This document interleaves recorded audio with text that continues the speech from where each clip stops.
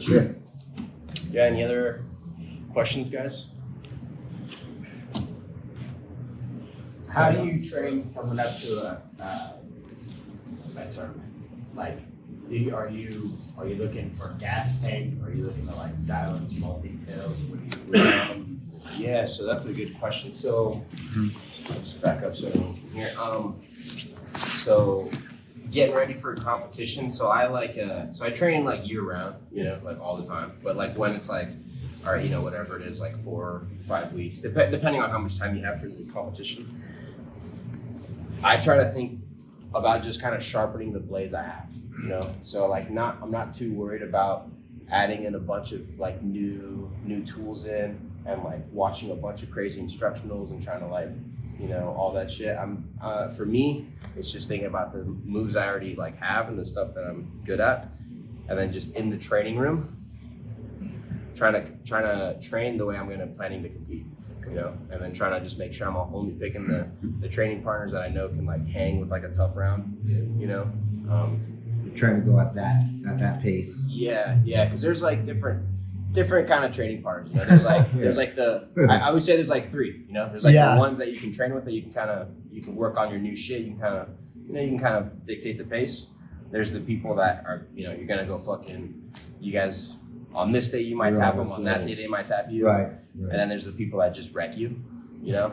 So like when I'm trying to get ready for competition, I'm going to be trying to train with mostly like the people that can wreck me or the people that I'm like going toe to toe with, mostly, But that being said too, though, it's such a grind that like if I ever feel like it's just like not fun, like I don't mind just like fucking having a day where I'm just chilling and just kind of rolling.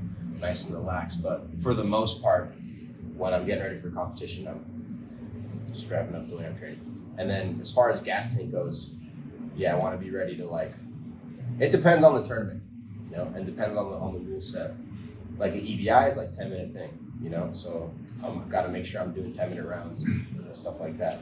Like for ADCC trials, it's like 6 minutes with 3 minutes potential overtime. So most of the rounds I was doing they were like 3x3s. So it'd be like, basically a 9-minute round with each person where you're doing a 6 and then you're doing a 3-minute overtime. Shit like that. As a beginner, what would you say is most important as far as like, should they be focusing on their offense, their defense, like technique, you know what I mean? Like, where's that balance for most beginners? Because I feel like as a beginner, you definitely want to learn more and absorb as much as you can. Like, what are your thoughts on like that kind of concept? Well, I think when people are beginners, they gotta, for one, just listen to your coach. That's like a big one. Just like make sure you're listening to your coach, because especially too in this day and age, it's so quick for people to just look up a bunch of shit and then they think they're like 2 weeks in, they think they know more than they. Or even a year in. Like, bro, right? They're a year in. 2 years in. That's the worst. So make sure you're listening to your coach. I'd say the biggest thing when you're first learning is just consistency. Just make sure you keep coming in, and then I think the defense and the offense, that's definitely going to come in. You're probably working a lot more defense when you're first learning. But I'd say my advice for beginners would be listen to your coach, be consistent, make sure you're, like you're not going to get better if you're training like twice a month. Twice a week is like not bad. That's a start. If you can make it like 3-4 times a week, like that's gonna help you out. The more the better. And then I had one more thing. But it's escaping me right now. But I think those are big right there. Listen to your coach and be consistent. The rest will come. The last thing I was gonna say was learn to calm down. I think when people first start, they sometimes they think it's like a fight for your life, and then once you realize it's more of a chess match, you can kind of enjoy it more.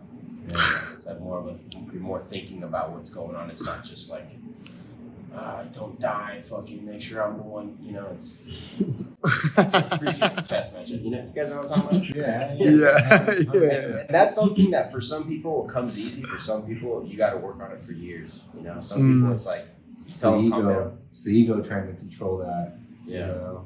Like, I gotta be better than this guy no matter what. yeah, Rather than like, no, this is a chess match. I gotta ride this shit out and see where Yeah. my pieces are gonna fall into place. exactly. Yeah, like one of my favorite quotes is, "Focus on improving, not on proving." Hey, Don't worry too much about trying to prove some shit. Hey. Just focus on getting better. close. Lose. Any other questions? I'll go with that. We've seen you finish like loads of really high level guys from the back, the RNC. Hey. Like, Yeah, so good one. can you show like your RNC mechanics and also talk about like the choking concept? Yeah. Yeah, for sure. You'll be the lucky guy. He's got a gag reflex. We learned that. So this will be less setup and more like I have it locked in. Where's my head at, right? So one thing is, you know, you can't be scared to choke someone over the face. You know, as Gary Tonin once said, you know, you cannot block a choke with your face. It's not the way it works. So from here, if most people, especially when you're competing at a high level, they're probably going to tuck their chin. Okay, so that's one thing is I'm going to have to most likely wrap over their face. And be okay with that, right? But when you're wrapping over someone's face, you want to make sure that even if it hurts and they might tap to the pain, like it's still going to put them to sleep, right? So one thing is from here, I want to make sure I'm wrapped around deep enough, okay? So I don't just try to grab the shoulder, but I really try to align my bicep like to them, so that way my elbow can like bend at that chin when I'm gripping up here. And then from here, I go ahead and I shoot this through, okay? And then when I'm squeezing, I always think about this like scooping motion, where I'm kind of bringing my elbow down and up, okay? And you can go ahead and not tuck your chin just so it doesn't hurt too bad, okay? You can just leave it there, yeah. And then from here, right, so I'm always kind of scooping, just so that way, even if they are tucking their chin, it's slowly but surely getting under the chin, but it'll still just put them to sleep even if they don't tap, okay? From here, I think about kind of,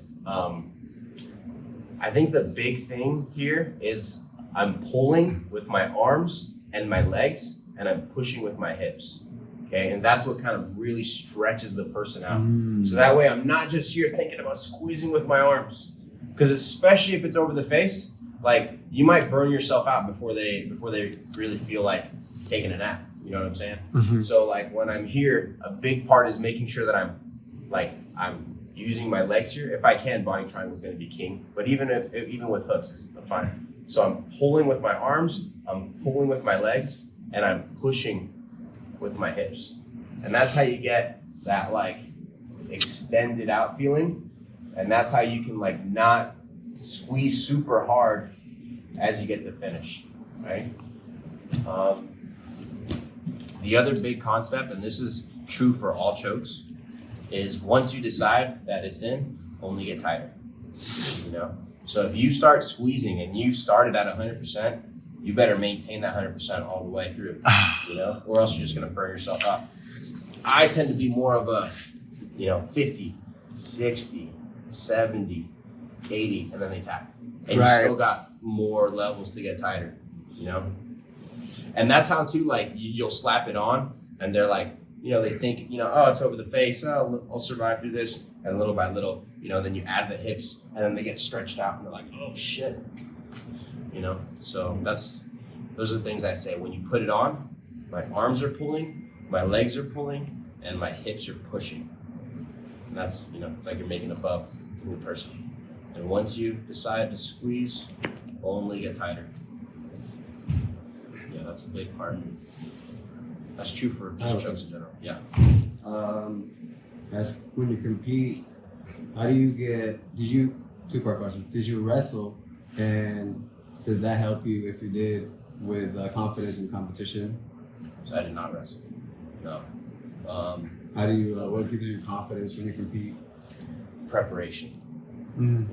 I know I put a lot of time into it, and then that's one of those things that like kind of took me a while to like really like accept, because I think in jiu-jitsu, like there's always just such a humble attitude like all the time everywhere, and it's good. You want to keep that, but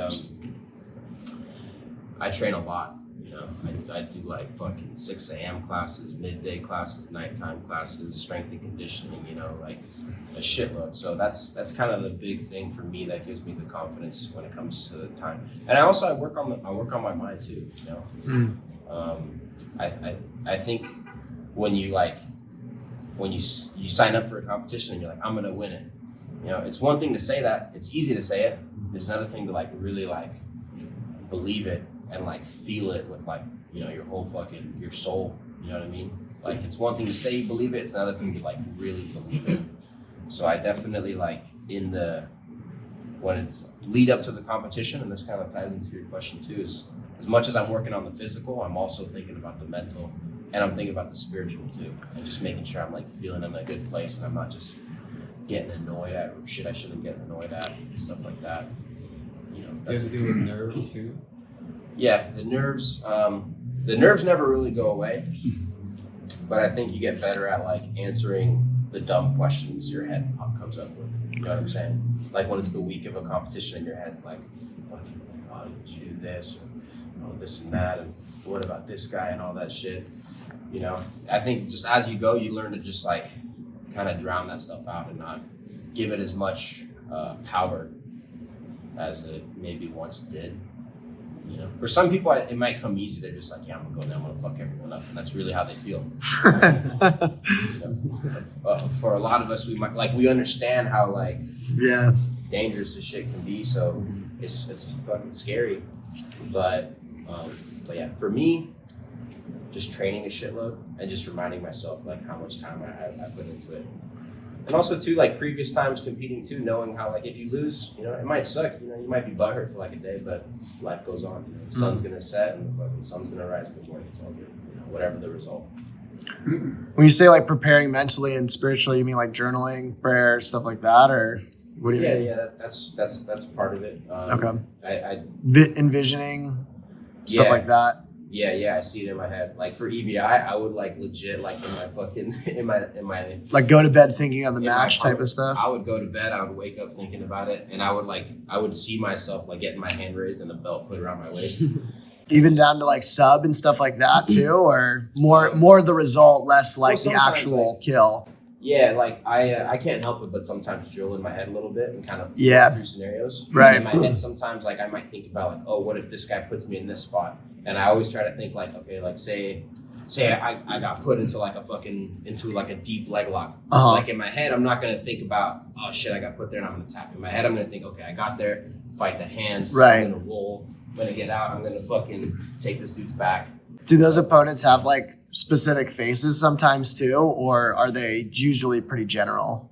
It depends. Okay. I think like sometimes when you depending on the competition, there's like people you think about that you're like, I know I could maybe go against this guy. Right. But at the same time too, with like tournament style, you never know how. You try not to think about that too much and psych yourself out, or. I try to be aware of it, but not like overthink it. Like I understand like, okay, this guy's got a good backstep. This guy's got a good guillotine. Right. This guy's got a good this. Like, he's got a good guillotine, so I'm probably not going to want to fucking shoot on him. Right. Awareness, but not obsession type of thing. Exactly. Like I know.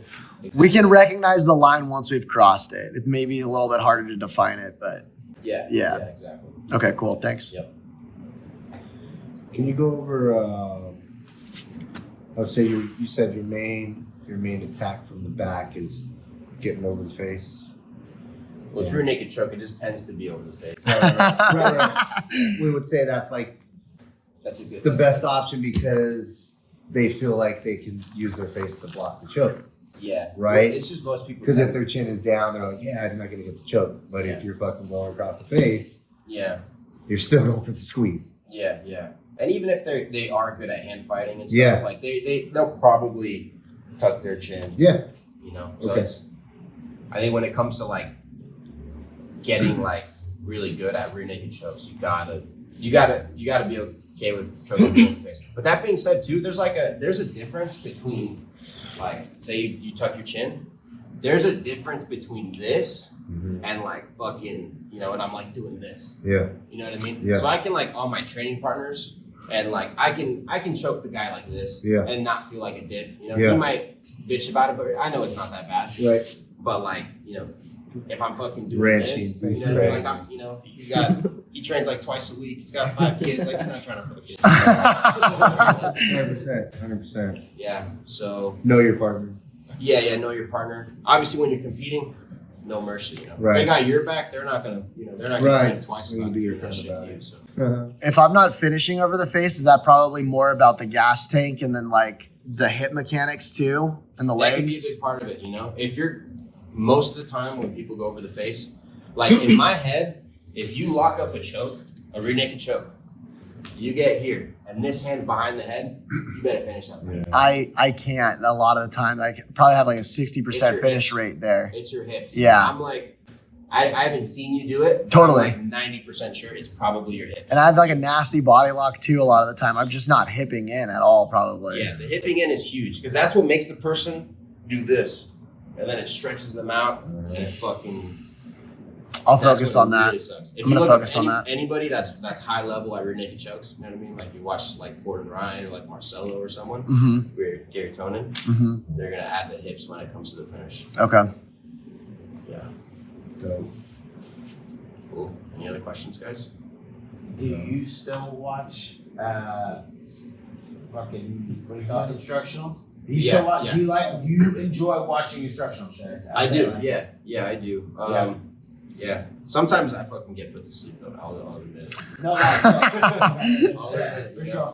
Yeah. It's got to be the right person. Some dudes they just fucking Drone on. you know. Yeah.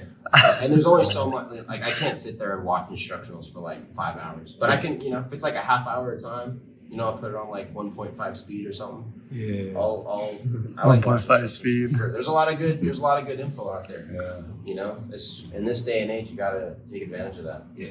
You know, Keep going. Do you have anybody that influences your game at all?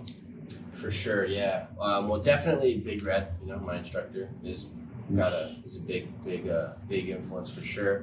And then I've always loved watching Marcelo and John Jacques. You know. Nice. You know, and then I'd say too, like, you know, fucking, just because from when I started, like, is kind of when EBI started. I remember watching like Gary Tonin and like Gordon Ryan like fucking shit up and seeing how they're very just all about the submission. Yeah. That was definitely What's Big Red's like philosophy? crush your soul, Yeah. shake it from you. Yeah, he's real big on shoulder pressure. Mm. That's what I like. If I had to, you know, simplify his philosophy, that's what I would say. He's got, I would say, probably the best head and arm choke in the world, like from fucking mount. Like from dealing with his head and arm choke, anytime somebody else mounts me, and dude, I, you know, like I could be rolling with like ADCC champions and shit, you know, I feel good about getting out of the fucking head and arm choke because Big Red is just such an annihilator. Yeah. You know? He's real big on the shoulder pressure. How big is Big Red? It's like 245, 240. Yeah. Solid heater. Solid. About tree fitting. It feels like a time. Absolute Yeah. unit. Yeah, he's a fucking unit. Yeah. No, he's real big on this grip. We call it the FU grip. Again, sorry. No, you're gonna love this one. No, but just anytime like you're in half guard, or like, you know, could even be side control, could it be mount? But anytime you have this head and arm, is getting this grip here. Boom. We call this the FU grip because it's like you're getting the middle finger and you're putting it there. And then if you feel it, you know what I'm talking about. But from here, it's like you have the power of this, but you have a free arm and you can, as much as you bring your shoulder to them, you can pull them to it. And this shit just feels like death. You get real good at this, they keep their legs open and they're praying that you just pass. Yeah. No. Yeah. And then if you're like 240, it probably helps a lot more. Yeah, Definitely gives you some bonus. for sure, yeah. Kind of weight and pressure. Awesome. Any other last minute things? Thank you for coming, man. Yeah, Thank gracious. you. Thank you. Gracious. Yeah, thank you. coming. I really appreciate it. You know, this is like legit fucking dream come true for me. Is coming through and teaching seminars at places like this. Is what I was gonna do. It's dope to have you. Yeah, it's dope to have you, and you know, being a part of the same family, you know, makes it all cool because we keep everything within. You know, support you. You're showing us shit that details that you know we don't show and helps our game go up. Helps everybody, yeah. You know, within our system. Yes, sir. So We're thank all you, straight at our fucking TV. I mean, yeah. Yeah. And the qualifiers too. Just watch it, Yeah. run through that. Yeah. Get to EBI, fucking win that shit too. Yes, sir. It was a good time. It was a good time. So, Okay. all right, let's get a picture and Yeah. get some housing or something. Yeah. Yeah.